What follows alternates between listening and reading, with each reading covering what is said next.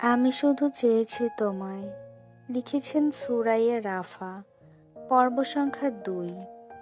বাইরে অঝোর ধারায় বৃষ্টি হচ্ছে। যতদূর চোখ যায় বৃষ্টির তোড়ে ততদূর অবধি সামনে সকল দৃশ্যপট ধোঁয়াশা।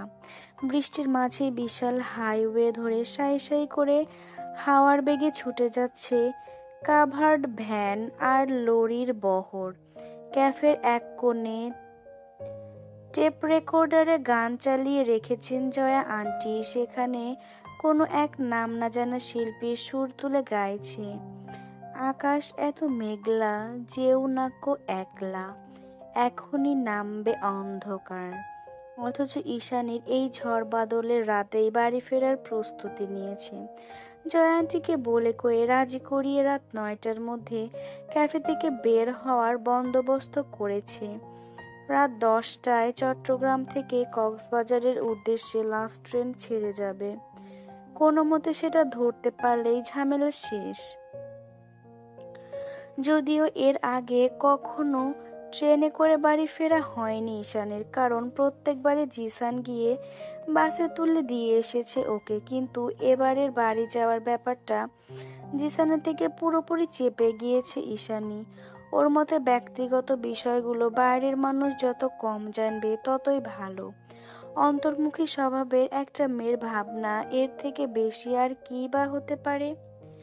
বাইরের সাহসিকতা নির্ভীকতা দেখানো নীল চোখের ঈশানী ভেতর ভেতর ভীষণ সরল আর ভীতু, যার দরুন এত রাতে ট্রেনে চেপে একা বাড়ি ফেরার সাহস ওর হয়নি। মূলত নিঝুমের সঙ্গে আলাপ করে দুজন মিলে ট্রেনে যাওয়ার পরিকল্পনা করেছিল ওরা। তাছাড়া ঈশানীর বিয়ে যতই ঘরোয়াভাবে হোক না কেন, নিঝুম ওর বিয়েতে যাবে না তা কি করে হয়। এমনিতেই ঈশানী মেয়েটার আপনজনের তালিকায় শূন্য প্রায়।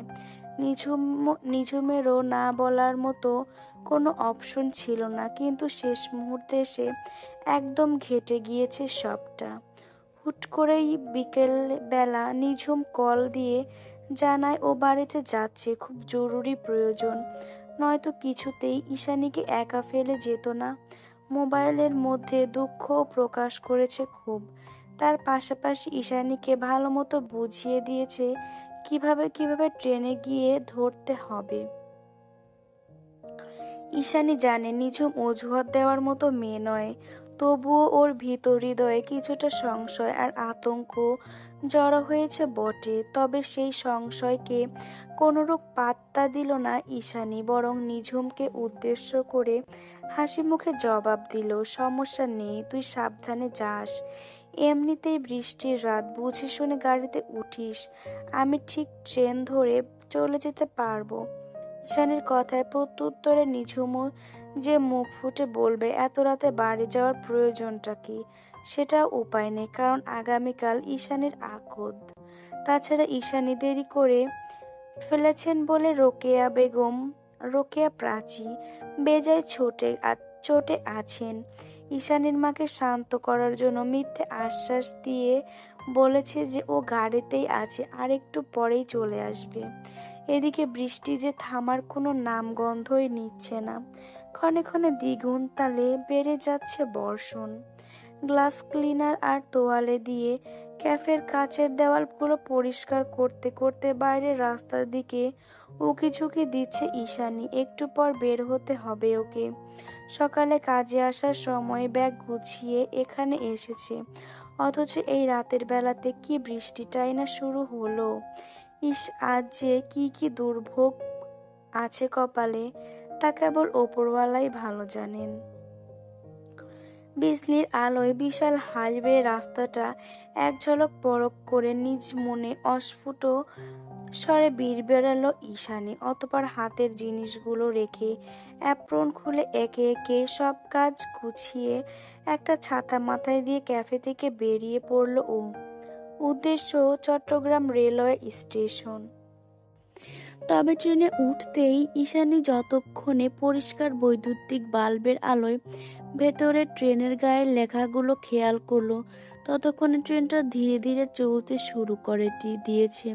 ট্রেনটা কক্সবাজার না, খাগড়াছড়ির উদ্দেশ্যে রওনা দিয়েছে। ব্যাপারটা বুঝে আসতেই বাইরে রাতের আঁধারে আকাশ ভেঙে বাজ পড়ার চেয়েও দ্বিগুণ জোরে যেন বাজ পড়ল ঈশানীর মাথায়। নিদারুণ এক আতঙ্কে দিকবিদিক জ্ঞান হারিয়ে স্তব্ধ হয়ে গেল মেয়েটা। নিজেকে সাহসী প্রমাণ করতে গিয়ে আরেক দফা বোকামি করে ফেলেছে ও। নিজের বোকামি আর অপরিণামদর্শিতার ফলস্বরূপ এখন এই মুহূর্তে চলন্ত ট্রেন থেকে ঝাঁপিয়ে পড়ে মরে যেতে ইচ্ছে করছে ঈশানীর। কিন্তু তার জন্য তো গোটা একটা সাহসী হৃদয় প্রয়োজন, যেটা আপাতত নেই ঈশানীর। তাইও পারল না সে সব করতে। উল্টো ব্যাগ থেকে ফোনটা বের করে ফোন লাগালো নিঝুমের নাম্বারে। বৃষ্টির মাঝে নেটওয়ার্কের সমস্যা নাকি অন্য কোনো কারণ জানা নেই ঈশানীর, কিন্তু নিঝুমের নাম্বারটা বন্ধ বলছে বারবার। এবার সত্যি কান্না পাচ্ছে ওর। বিরক্তিরা যেন জেঁকে ধরেছে সর্বাঙ্গ। এবার আর উপায়ন্তর না পেয়ে জিসানকে কল দিল ঈশানী। একবার দুবার রিং হওয়ার সঙ্গে সঙ্গেই ওপাশ থেকে হ্যালো বলল জিসান। ওপাশ থেকে চেনা পরিচিত জিসানের কণ্ঠস্বর শোনা মাত্রই নিজের সেই চিরচরিত খেইর হারিয়ে কাঁদো কাঁদো গলায় ঈশানী বলে ওঠে, আমি ফেঁসে গিয়েছি জিসান। ঈশানী এমন শঙ্কাগ্রস্ত আওয়াজ শুনতে পেয়ে উদ্বিগ্ন হয়ে উঠল জিসান। তাড়াহুড়ো করে শুধালো, কি হয়েছে তোর? নিজেকে সংবরণ করার চেষ্টা চালিয়ে দ্বিধাগ্রস্ত কণ্ঠে ঈশানী বলে, আমি ভুল করে খাগড়াছড়ি ট্রেনে উঠে পড়েছি আর এখন ট্রেনটা চলতে শুরু করে দিয়েছে। আমি কি করব কিছু বুঝতে পারছি না, সব এলোমেলো লাগছে। ঈশানীর কথায় শুনে জিসানের তো মাথায় হাত। এই মেয়েটা নিজেকে ভাবেটা কি? ও কিছুটা ক্ষুব্ধ স্বরে ঈশানীকে বলল, তুই হঠাৎ বাস রেখে ট্রেনে উঠতে গেলি কোন শখে? গেলি তো গেলি, আমাকে কেন জানালি না? আমাকে এতটাই অপছন্দ করিস যে তুই এই বৃষ্টির মাঝে বাড়িতে যাচ্ছিস, সেটাও আমাকে একটাবার জানানোর প্রয়োজন বোধ করলি না? সত্যি করে বলতো, তুই কি আদৌ আমাকে বন্ধু ভাবিস ঈশা?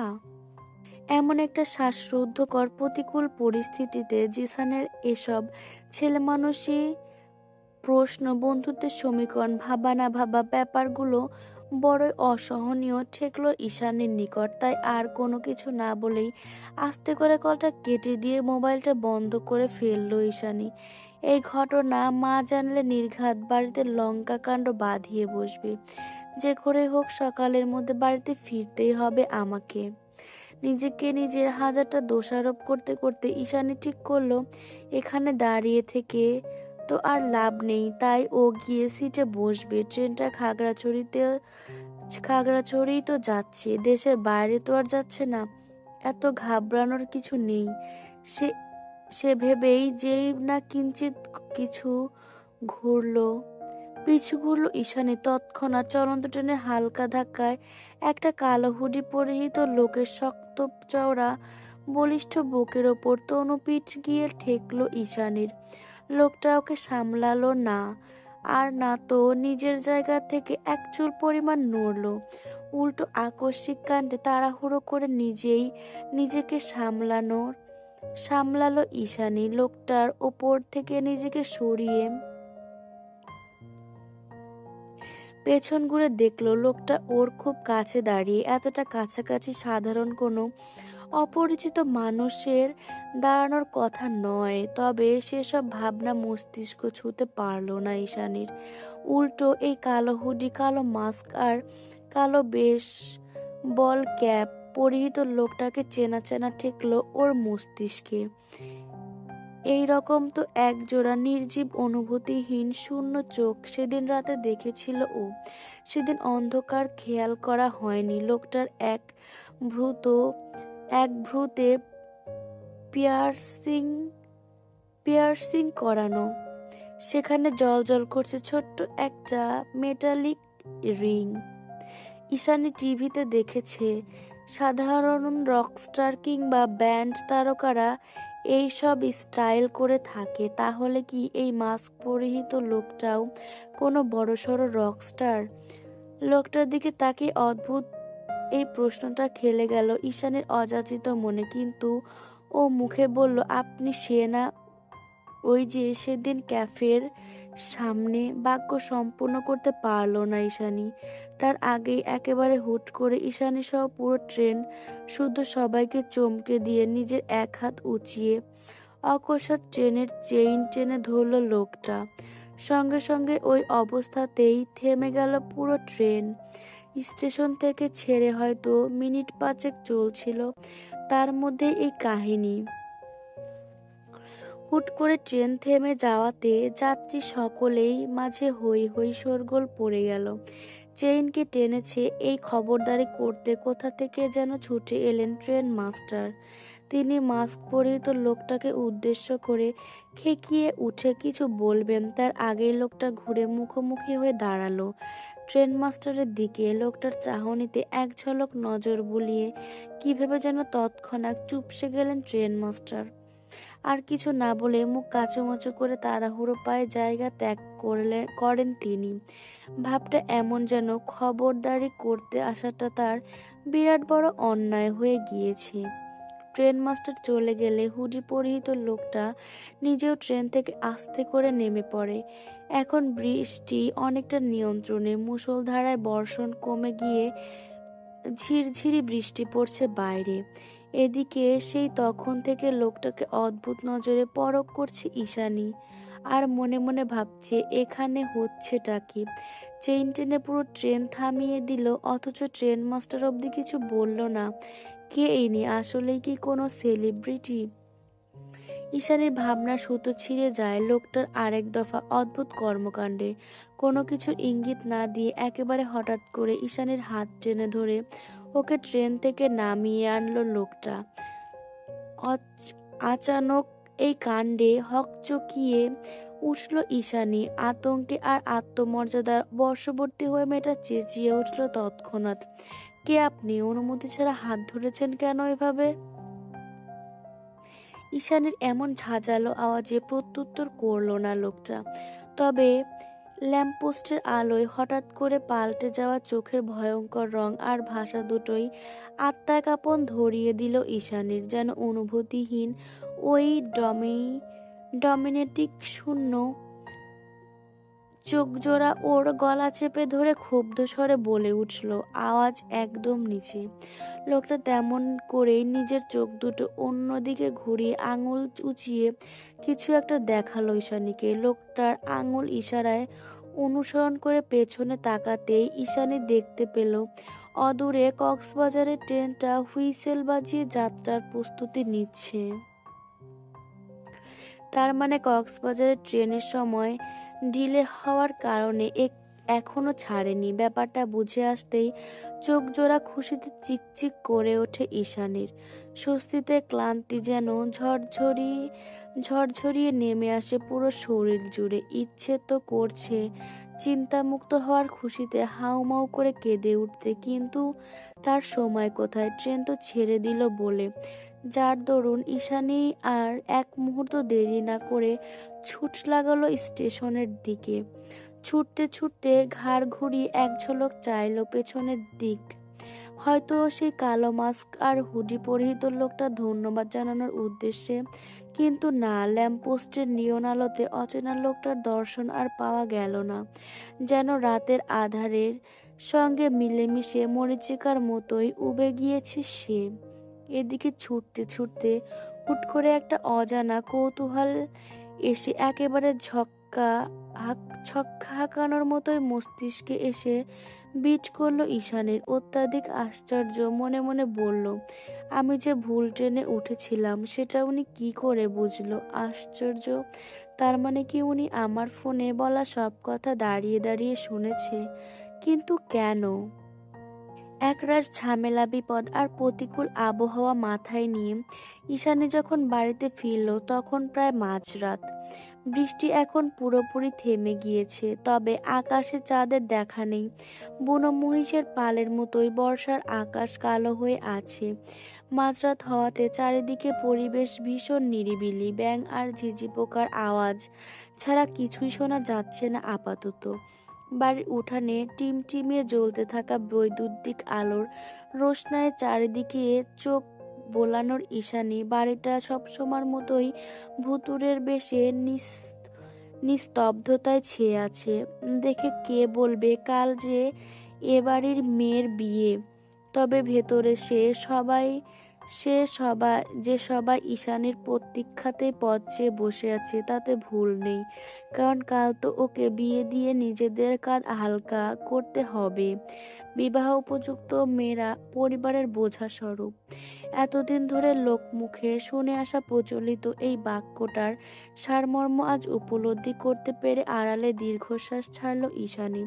বুকের ভেতরটা ভারী ভারী লাগছে খুব।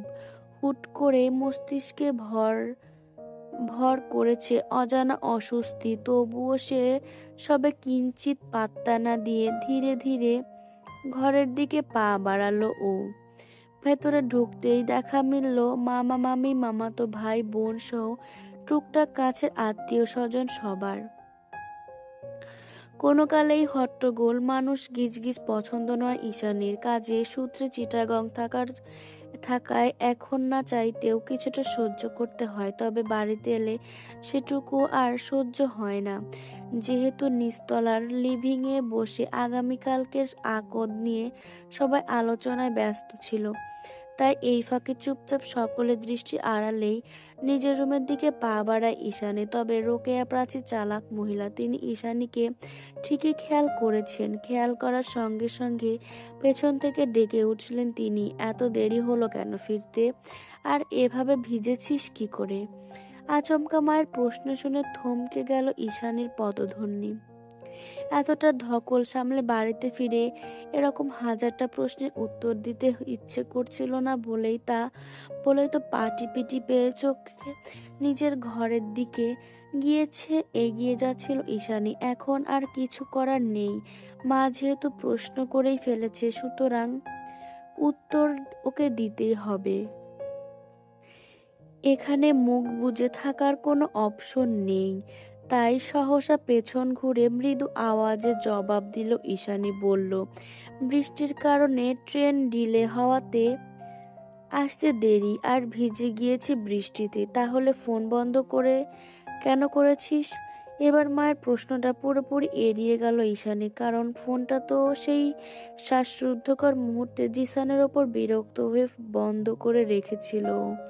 নয়তো ওই সময় হাজারটা কল করে ব্যাপারটা আরো বিগড়ে দিত ছেলেটা। তখন অযথা প্যানিক করা ছাড়া আর কোনো উপায় থাকতো না ঈশানীর। খানিকক্ষণ চুপ থেকে নিজের এলোমেলো ভাবনাগুলো সাজিয়ে সেগুলোকে সাইডে সরিয়ে ঈশানী ক্লান্ত স্বরে বলে ওঠে, মাথাটা খুব ধরেছে মা, জার্নি করে এসে ক্লান্ত লাগছে খুব। তোমার যা প্রশ্ন করা কালকের জন্য জমিয়ে রাখো, আমি উত্তর দিয়ে দেব। এখন দয়া করে রুমে যেতে দাও, ভালো লাগছে না আর।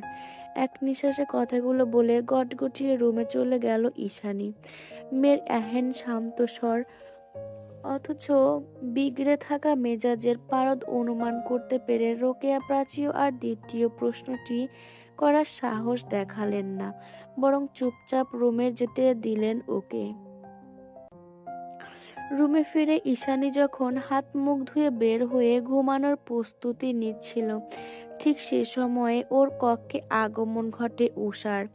ঈশানী যখন ব্যস্ত হাতে বিছানা পরিষ্কার করছিল, তখনই মুঠিবদ্ধ করে রাখা একটা পাসপোর্ট সাইজের ছবি দেখিয়ে উষা বলে উঠল, দেখ তো আপু, কি নিয়ে এসেছি। উষার কণ্ঠে উচ্ছ্বাসের জোয়ার। তবে তাতে চমকালো না ঈশানী, বরং সাবলীল গলায় উষাকে শুধালো, কি এনেছিস? দুলাভাইয়ের ছবি নিয়ে এসেছি। উষা দুলাভাই শব্দটা উচ্চারণ করতেই ঈশানীর বোধগম্য হলো রাত পোহালেই যার সাথে ওর বিয়ে, যার হাত ধরে গোটা একটা জীবন পার করে দিতে হবে ঈশানীকে, এই মুহূর্তে সে মানুষটার কথাই বলছে উষা। বাক্যের কথায় মাত হাতের ছবিটার দিকে তাকিয়ে আবার উচ্ছ্বাস করতে দেখা গেল উষাকে। অথচ ঈশানী নির্বিকার গলায় জবাব দিল, তোর দুলাভাই তুই দেখ, যা তো এখান যা তো এখন ঘুমাবো। ঈশানীর প্রত্যাখ্যান দমল না উষা, বরং ছবিটার দিকে গভীর দৃষ্টিপাত করে দাঁত কেলিয়ে বলে উঠল, মা ঠিকই বলেছে আপু, দুলাভাই দেখতে রাজপুত্রের মতোই সুদর্শন। এরকম সুন্দর জামাই আমাদের মহল্লায় আর দুটো নেই। উষার কথা শেষ হতেই ছো মেরে ওর হাত থেকে ছবিটা নিয়ে নেয় ঈশানী। অতঃপর সেটাকে ওড়নার আঁচলে ঢুকিয়ে উষাকে উদ্দেশ্য করে বলে, যা তো এখন তোর বক বক শোনার টাইম নেই, ঘুমাবো আমি। সে না হয় যাব, কিন্তু ছবিটা দে, মা চাইবে তো আবার। উষার কথায় কান দিল না ঈশানী, বরং ওকে এক প্রকার ঠেলে ঠুলে রুম থেকে বের করে দিতে দিতে ঈশানী বলে, পরে নিয়ে নিস, এখন যা। উষা চলে গেল। রুমের দরজা খিল দিয়ে ওড়নার আড়াল থেকে ছবিটা বের করলো ঈশানী। ছবিটা দেখতে গিয়ে ভীতি, সংকোচ, লজ্জা সব যেন একসাথে আঁকড়ে ধরলো ওকে। যেন ও একটা সামান্য ফটো নয়, বরং একটা গোটা মানুষকে চোখ উঁচিয়ে দেখতে চলেছে। ঠিক তেমন করে আস্তে ধীরে চোখ তুলে মাহিনের ছবির দিকে দৃষ্টিপাত করলো ঈশানী। তবে সবার আগে ঈশানীর চোখ গেল ছবির ওপরে গুটি গুটি অক্ষরে লেখা মাহিন বেনজামিন নামটার দিকে। অতঃপর দৃষ্টিগত হলো সে সুদর্শন যুবকের মুখখানা। আর এক দেখাতেই ঈশানীর মনে হলো উষা ভুল কিছু বলেনি। লোকটা দেখতে অসম্ভব সুন্দর, কিন্তু এই রাজপুত্রের মতো সুদর্শন পুরুষ কি সত্যি আমার মতো নিশ্চুপ বরফের মতো শীতল একটা মেয়েকে বিয়ে করতে চায়? একটা অদ্ভুত অনিশ্চয়তার ভলভলিয়ে ছড়িয়ে পড়ল ঈশানীর সমগ্র মন মস্তিষ্ক জুড়ে। পরক্ষণে আবার আত্মবিশ্বাসী মনটা বলতে লাগলো, বিয়েটা যেহেতু হচ্ছে, তাহলে নিশ্চয়ই ওনার অমতে হচ্ছে না কিছুই। উনি নিশ্চয়ই জেনে শুনেই আমাকে বিয়ে করতে রাজি হয়েছে। কথাটা ভেবেই নিজের অজান্তেই লাজুক হাসলো ঈশানী। কে জানতো ওর মতো বোকাশোকা চুপচাপ স্বভাবের মেয়েটার কপালে যে এমন রাজপুত্রের মতো সুদর্শন বর লেখা ছিল। এটা সত্যি অভাবনীয় আর চমৎকার একটা অনুভূতি, যা এই প্রথমবারের মতো হৃদয় অনুভব করলো ঈশানী। এখনো যেন নিজেই নিজেকে বিশ্বাস করে উঠতে পারছে নাও। তাই তো মনের মাঝে হাজারো অদম্য আর অবিশ্বাস্য স্বপ্ন নিয়ে নিজের হবু বরের ছবিটা দেখতে দেখতে এক সময় ঘুমের রাজ্যে হারিয়ে গেল অন্তর্মুখী আর নরম হৃদয়ের ঈশানী। সকালবেলা জানালা গলিয়ে প্রবেশ করা সূর্যের তির্যক আলোক রোশনি চোখে মুখে আছড়ে পড়তেই ঘুম ছুটে যায় ঈশানীর। কাল সারা রাত এক নাগাড়ে বৃষ্টি হলেও আজ সকাল সকাল ভালোই রোদ উঠেছে সমগ্র ধরণী জুড়ে। তবে সূর্যের উত্তাপ দেখে মনে হচ্ছে বেলাও কম হয়নি। আজ তো ঈশানীর বিয়ে, অথচ কেউ এখনো ডাকলো না ওকে। ব্যাপারটা আশ্চর্যজনক। বাইরে তো মানুষের শোরগোলও শোনা যাচ্ছে না, অদ্ভুত। তাই জলদি জলদি আড়মোড়া ভেঙে উঠে বসে দেওয়াল ঘড়িতে এক নজর চোখ বোলায় ঈশানী। ঘড়ির কাঁটায় সকাল 11টা 20 বেজে গিয়েছে। সেটা নজরে আসতেই এক ঝটকায় ভ্রম ছুটে গেল ঈশানীর। ঘুমু ঘুমু ভাবটাও যেন দৌড়ে পালালো কোথাও। আজকের মতো একটা দিনে এত বেলা পর্যন্ত কিভাবে ঘুমালো, সেই ভেবেই আপাতত নীরবে কপাল চাপড়ালো ঈশানী। নিচে গেলে আজ মায়ের কড়া কথা শুনতে শুনতে নির্ঘাত কলিজা ঝালাপালা হয়ে যাবে। সেসব চিন্তা করে তাড়াহুড়ো করে বিছানা ছেড়ে ওয়াশরুমে গিয়ে ফ্রেশ হয়ে এলো ঈশানী। এরপর আলমারি থেকে একটা টকটকে লাল শিফনের শাড়ি খুঁজে বের করে সেটাকে গায়ে জড়িয়ে নিল সযত্নে। সে সে সাথে হাতে কানে পরে নিল কিছু হালকা সোনার গহনা। যেহেতু শুধু ঘরোয়া আকদ হচ্ছে, তাই এত বেশি সাজগোজ করার প্রয়োজন বোধ করলো না ঈশানী। কপালে একটা ছোট্ট কালো টিপ পরে নিল শুধু।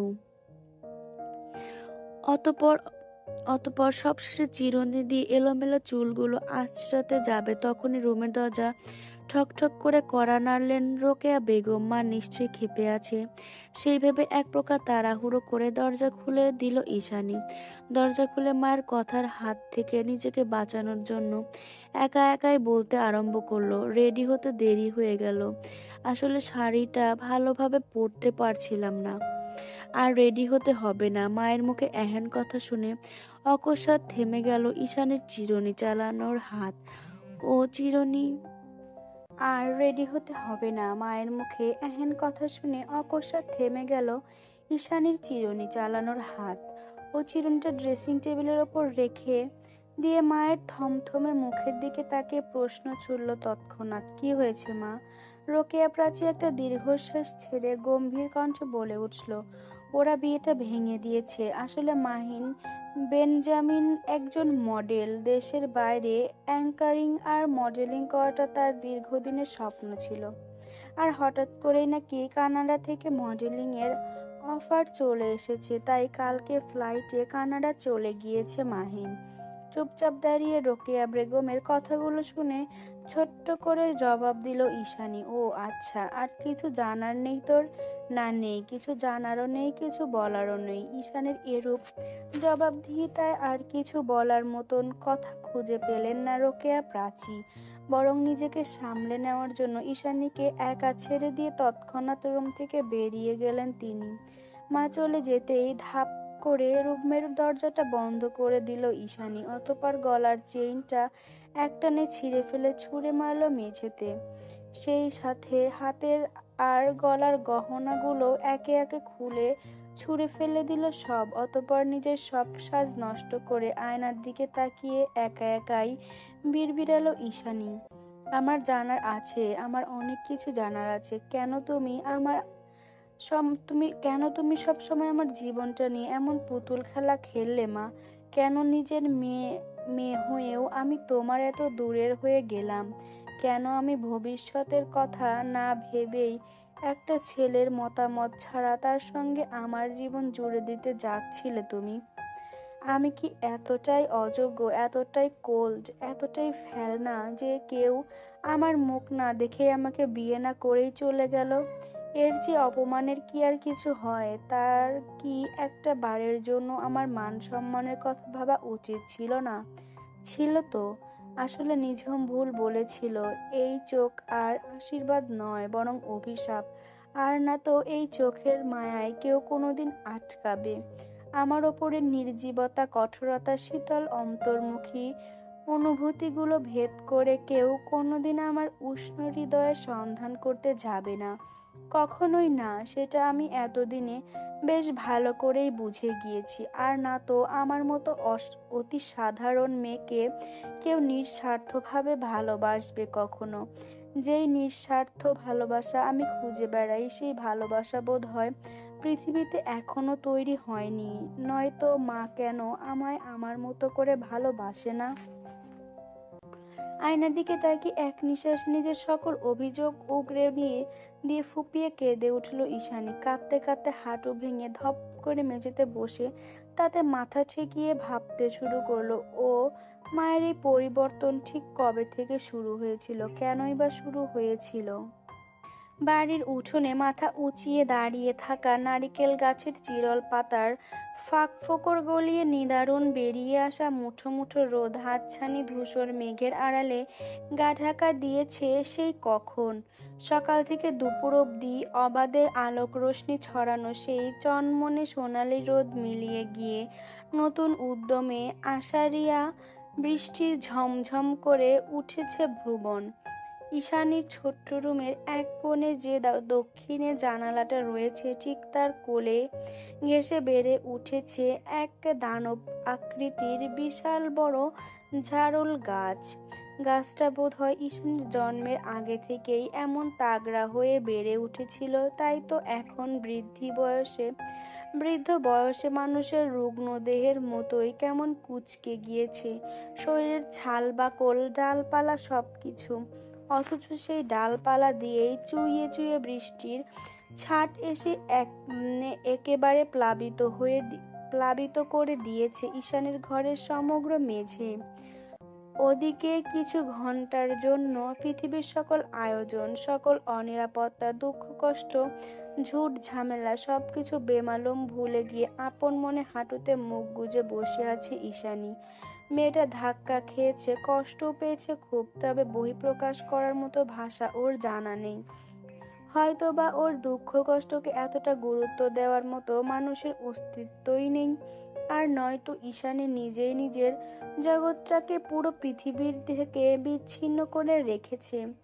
ঘর কোনো স্বভাবটা নিজের অজান্তেই একেবারে মনে প্রাণে ধারণ করে ফেলেছে মেয়েটা। এখন চাইলেও আর কারো কাছে মনের কথা ব্যক্ত করে নিজেকে হালকা করতে পারে না ঈশানী।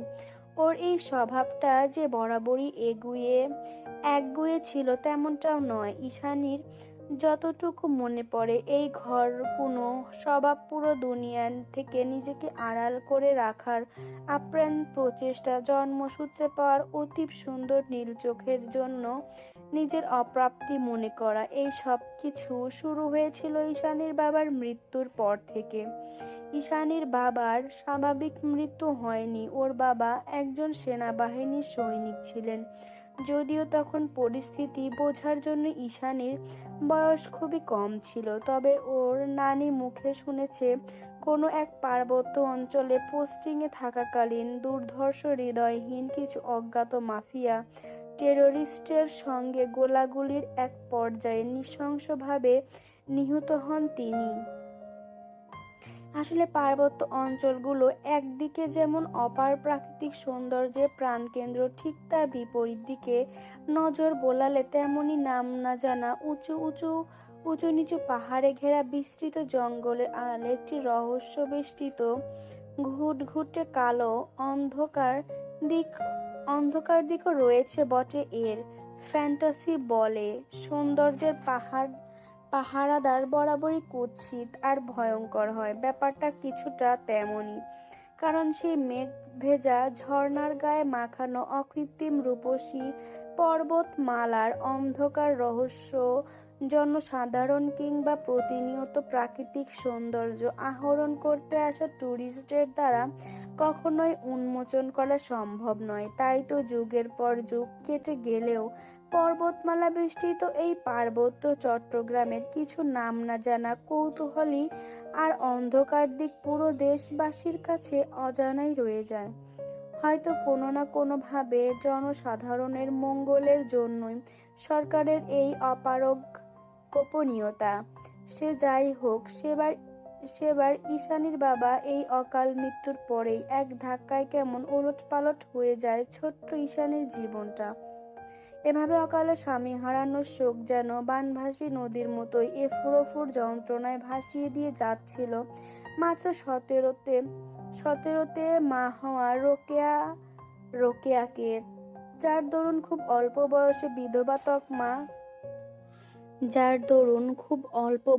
বিধবা তকমা গায়ে লেগেছিল বলে মায়ের পরামর্শ আর সব ভাইদের সিদ্ধান্তে একমাত্র বোনকে একটুখানি সুখের থাকার প্রয়াসে দ্বিতীয়বারের মতো অন্যত্র বিয়ে দেওয়া হয়। আর এদিকে নানির হাত ধরে এই ছোট্ট দোতলা বাড়িটির এক কোণে শুয়ে বসে দিবারাত্রি যাপন করে জীবন অতিবাহিত হতে থাকে নিঃসঙ্গ ঈশানীর। তখন থেকেই অবুঝ মেয়েটা কেমন গুটিয়ে নিয়েছিল নিজেকে। মুক্ত আকাশে অবাধে ডানা ঝাপটানো বুনো শালিকটা হুট করে খাঁচায় বন্দি হলে যেমন নেতিয়ে পড়ে, ঠিক তেমন করেই বিষণ্ণতা ছড়িয়ে পড়েছিল ৮ বছরের ঈশানীর মন মস্তিষ্কের রন্ধ্রে রন্ধ্রে। গায়ে পায়ে বয়স না বাড়লেও মনের বয়সটা তখনই যেন হু হু করে দ্বিগুণ তালে বেড়ে যায় ওর। তবে ঈশানীর একাকী নিঃসঙ্গ জীবনে ইতি টেনে বছর ৩ পরেই ওর মা রোকেয়া প্রাচী আবারও ফিরে এসেছিলেন বটে। কোনো এক অজানা কারণে রোকেয়া প্রাচীর দ্বিতীয় সংসার আর করা হয়ে ওঠেনি। তবে তিনি যখন ঈশানীর নিকট ফিরে এসেছিলেন তখন তার কোলে ছিল ছোট্ট দুধের শিশু উষা। যেহেতু ঈশানীর দাদা দাদি কিংবা সেভাবে নজর রাখার মতো অন্য কোনো আত্মীয় স্বজন ছিল না, তাই তখনই থেকেই উষাকে নিয়ে এই বাড়িতে বসবাস শুরু করেন রোকেয়া প্রাচী। কিন্তু যতদিনে রোকেয়া প্রাচী ফিরে এসেছিলেন ততদিনে ঈশানী যেন নির্লিপ্তে গা ভাসিয়ে দিয়েছিলেন স্রোতের বিপরীতে। ওর মাঝের পরিবর্তনগুলো ছিল স্পষ্ট দৃশ্যমান। তখন পরিবার, মানুষের আনাগোনা, উচ্চস্বরে কথাবার্তা কোনো কিছুই আর ভালো লাগতো না ঈশানীর। বরং এগুলোকে বিরক্তিকর, ঝঞ্ঝাট আর বেহুদা মনে হতো ওর নিকট। তবে মেয়ের এই নিঃসঙ্গতা, অন্তর্মুখী স্বভাব পরিবর্তন করার জন্য রোকেয়া প্রাচীও কোনো মাথা ব্যথা ছিল না। কোনো এক অযাচিত কারণে তিনি ঈশানীর মাঝে এই ভীত সম্ভ্রস্ত আর নিজেকে গুটিয়ে রাখার স্বভাবটা খুব কৌশলে পুষে রাখতে চাইতেন, যার দরুন আজ এত বছর পরেও ঈশানীর হৃদয়টা সেই 8 বছরের আটকে আছে। নিজেকে সাহসী আর আত্মবিশ্বাসী প্রমাণ করতে গিয়ে বারবার বিপদ আর লজ্জাজনক ঘটনার সম্মুখীন হওয়াটা ওর স্বভাবের পরিণত হয়েছে। শুধুমাত্র এই ঘরমুখ স্বভাবের জন্যই স্কুল কলেজে সবখানে বন্ধুমহল তৈরিতে অক্ষম ঈশানী। যেখানে বন্ধুই নেই, যেখানে প্রেমে পড়ার কোনো দুঃসাহসী কাজ তো ওর জন্য কল্পনাতীত। ঈশানীকে যে কখনো কেউ প্রপোজ করেনি এমনটা নয়। ওই জলে আকর্ষণীয় নীল চোখে দেখে পাগল না হয়ে উপায় আছে। চোখ তো নয়, যেন মাদকের ঠাসা। কিন্তু বিধিবাম প্রেমের প্রস্তাবের চেয়েও তিরস্কার আর ভৎসনাটাই বেশি জুটেছে ঈশানীর কপালে। কেউ যদি ওকে প্রপোজ করত, তখন ক্লাসের সবাই কানাঘুষা করে টিপ্পানি কেটে বলতো, ওকে প্রপোজ করেছিস, মেয়েটা তো এক্কেবারে ডাম্ব, ঠিকভাবে চোখে চোখ রেখে তাকাতে অবধি পারে না, সে নাকি করবে প্রেম। ওর সাথে প্রেম করে প্রেমিকের স্বাদ পাবি আদৌ? প্রেমিক প্রেমিকের স্বাদ পাবি আদৌ? অগত্যায় চারপাশে মানুষের নেতিবাচক কথায় বারংবার ধসে গুড়িয়ে যেত ঈশানীর আত্মবিশ্বাসের পাহাড়। সেই থেকে আজ পর্যন্ত কাউকে ভালোবাসার সাহস কিংবা ইচ্ছা কোনোটাই জাগেনি ঈশানীর মনে। আর আজ যখনই মনে হলো অবশেষে কেউ হয়তো সত্যিকার ভালোবাসার বহর সাজিয়ে ওর নিকট আসতে চলেছে, যার কাছে ঈশানী নিজেকে মেলে ধরবে, নির্জীবতা ছাপিয়ে নিজের উষ্ণ হৃদয়টাকে যার হাতে নির্বিঘ্নে তুলে দেবে, সে ওকে বিয়ে না করেই ওর মুখটা অবধি না দেখেই দূরদেশে পাড়ি জমিয়েছে, আরো একবার দুমড়ে মুচড়ে নষ্ট করে দিল ঈশানীর একটু একটু করে তৈরি করা এতদিনের আত্মবিশ্বাসী হৃদয়টা। আচ্ছা, মাহিন বেনজামিন যদি একটাবার ঈশানীর মুখটা দেখতো, তাহলে কি এভাবে বিয়ে না করে ফেলে চলে যেতে পারতো? যদিও এই অধ্যায় এখানেই সমাপ্ত, তবুও অজ্ঞাত এই নিছক প্রশ্নটা রয়েই গেল ঈশানীর মন মস্তিষ্ক জুড়ে।